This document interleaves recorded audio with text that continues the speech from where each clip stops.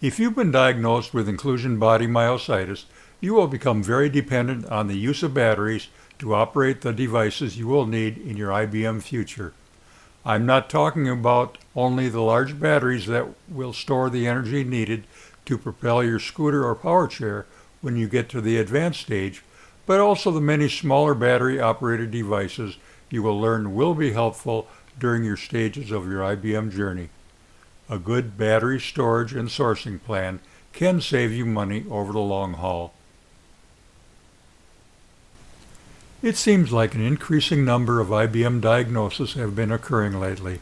I'm not sure if this is due to the delay caused by the pandemic and folks are finally getting to their doctors, or if more doctors are finding ways to more easily identify and diagnose inclusion body myositis. Regardless of the cause, new IBMers are always in search of more information and assistance about their new diagnosis.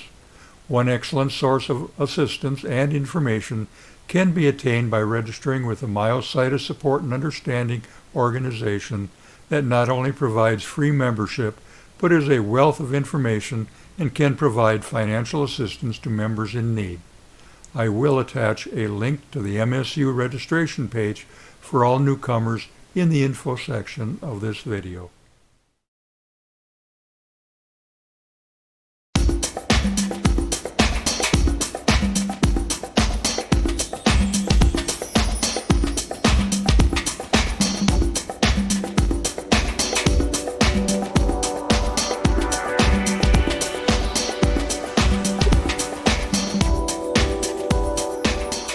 Those of us diagnosed with inclusion body myositis depend on various types and sizes of batteries.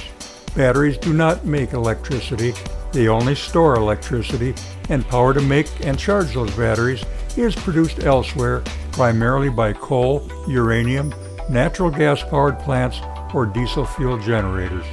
So if you think you are contributing to that Green Planet agenda by possessing a lot of battery-powered objects, please be aware that each and every battery has to be manufactured and charged by a fossil fuel source in order to be efficient for you. The purpose of this video is not to tell you about your devices that contain batteries, as I expect you have all learned that point by now. What I'd like to address is the stocking, the storage, and help you identify who can make the battery changes for you when your IBM hands and fingers can no longer do it. Prior to this discussion about batteries, please press that subscribe button if you have not done so during previous episodes. Press the notification bell to be notified when a new episode has been published on this IB Myositis channel. Stored energy in batteries provide our capability by using them in our power chairs, some of our lifting devices, our cell phones, our fall detection devices, our power door openers, any feeding devices, and yes, can even be fitted to provide emergency power for our lift chair recliner, lift seat for the toilet, and for our adjustable beds. I'm not sure about your household, but we have a whole drawer in a cabinet dedicated to storing extra batteries for all the devices that help us make it through my IBM days. If you have a non-dedicated space that you store your batteries in, make sure they are kept in the original package or use a method that will keep them separated during storage. Batteries loosely thrown in a box or drawer without any consideration will usually result in dead batteries when you need them, and battery rundown will occur if any of the battery terminals are contacting other batteries. There are storage containers designed expressly for batteries if you want to keep them stored in a closet, drawer, or other area. There are small, inexpensive cases available to hold your AAA and AA batteries. Poor storage practices are also a fire hazard. Your existing stock of batteries needed in any week should be updated on your shopping list. The only thing worse than running out of a battery in a device is if you don't have a spare available. We could all make our lives a lot easier if we had a list naming all of the battery-powered devices in our homes that included the number of the batteries and in each device, as well as the product number. An optional column might include how many times a year you typically have had to replace this battery, and another optional column would include the date that it was last replaced. Here's a time-saving tip for you IBMers and caregivers. If you maintain a list that includes information about batteries and all your battery devices around your home, you will only have to disassemble the component once to replace it. If you don't have a list of the battery that fits in your device and have no stock available, you may have to have somebody disassemble it twice, once to find out the battery type and once when you replace it. Some of your devices are rechargeable and should be recharged whenever possible. The instructions that accompany your devices will have explicit directions on how often to charge the device. I've talked to many IBMers who aren't aware that most lift chair recliners have a 9-volt emergency backup battery to be used if the electricity goes out and the need to get out of the chair is necessary. Most lift chair recliners include 1 and some 2 9-volt battery spaces in their power supply module. The small 9-volt battery will raise the chair only once per fresh battery, so don't perform a test lift with the chair's plug pulled unless you have another new battery to replace the one you consumed in your test.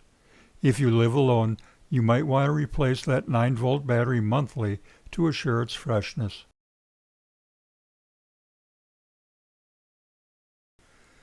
My career of developing, testing, and servicing construction equipment for a global manufacturer included learning to work with 12 and 24-volt electrical systems.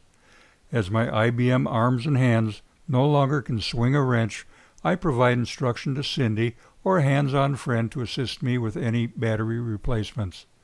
With today's availability of cell phone cameras, a friend of yours with some hand tools can assist you in revitalizing your battery-operated device, and it's always smart to photograph the original installation so you can get the new battery installation right the first time. After 5 years of use with the original batteries, I recently had to purchase 4 replacement batteries in Cindy's riding lawnmower. I was able to recover some of the battery cost by taking the old batteries to the scrapyard where they paid me 21 cents per pound. If you have a family member or friend with some mechanical abilities and would be able to replace the batteries in your mobility vehicle for you, you will have to source the following information that is usually found in the model, specification, or owner's manual for the vehicle you are servicing. In my case, if I were looking for a replacement battery size for my Quantum Edge 3, I would look online or in my owner's manual specifications to find the battery size and model number, the industry number 22NF. You will also want 2 additional pieces of information. First, the power of the battery measured in amp hours, and the second is what type of battery terminals does your vehicle use.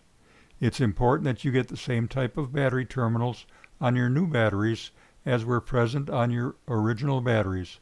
Many, if not most, modern power chairs all use internal thread connections rather than a typical post-type connection.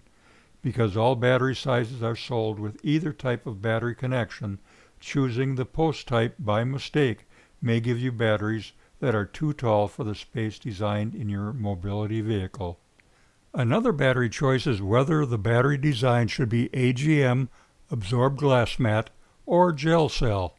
AGM and gel cell batteries are both spill-proof designs for applications in power chairs and other mobility vehicles. These batteries are FAA approved, allowing safe transportation on aircraft, buses, and trains, as there is no danger of spillage or leakage. If you like to run your battery down to almost empty before charging, the gel battery will perform better for you. But if you putter around the house or only go on short trips with your mobility vehicle, you can save considerable money by specifying an AGM battery. In total, purchasing the batteries from an online source and having a friend install them for you can save you 50% or more when compared to your local dealer. One word of warning before changing out batteries. Always remove the negative lead from the battery before removing the positive lead to avoid sparking and an unfortunate result. When reconnecting the battery cables, always connect the positive cable first and the negative cable last. Before signing off, I'm sure many are wondering where the best place to source batteries is. Since my first mobility device or vehicle in 2009, I purchased replacement batteries from Mighty Max, Battery Sharks, and once from Batteries Plus.